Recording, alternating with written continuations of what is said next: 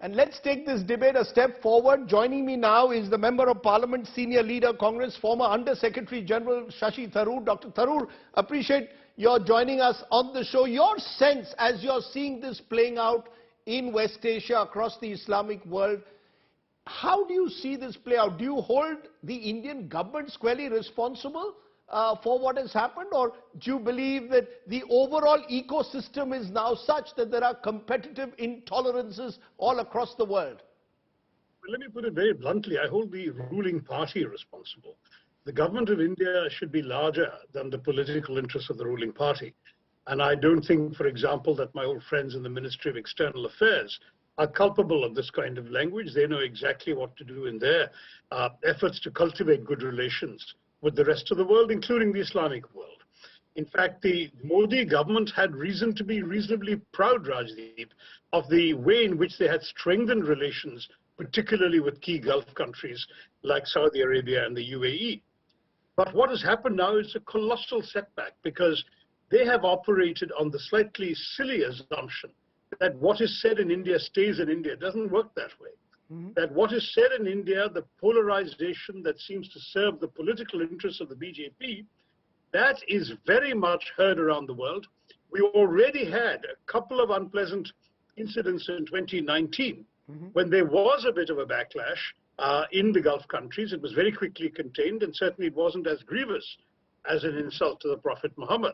But today, what we are seeing is that the specific political tactic of the ruling party, which is indeed to demonize the Muslim community, to rake up issues of past history and so on, in order to be able to keep the pot boiling and perhaps in the process attract Hindu votes, especially in northern India.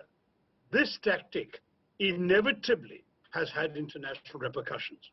Already in my travels to the Gulf, I'd been hearing from very prominent leaders who didn't want to make a fuss publicly, but privately they were saying things like, "We want to be your friends, don't make it difficult for us." No, but Dr. Tharoor, since you mentioned the Gulf, there will be those who will say that these are the same nations that at times don't respect minority rights. I can't be a citizen, for example, in Saudi Arabia. So there are countries there which are seen not to respect minority rights, are now going to use this to lecture Indians. My point is, Nupur Sharma does not represent all of us Indians either. Correct, but minority rights is not the issue here.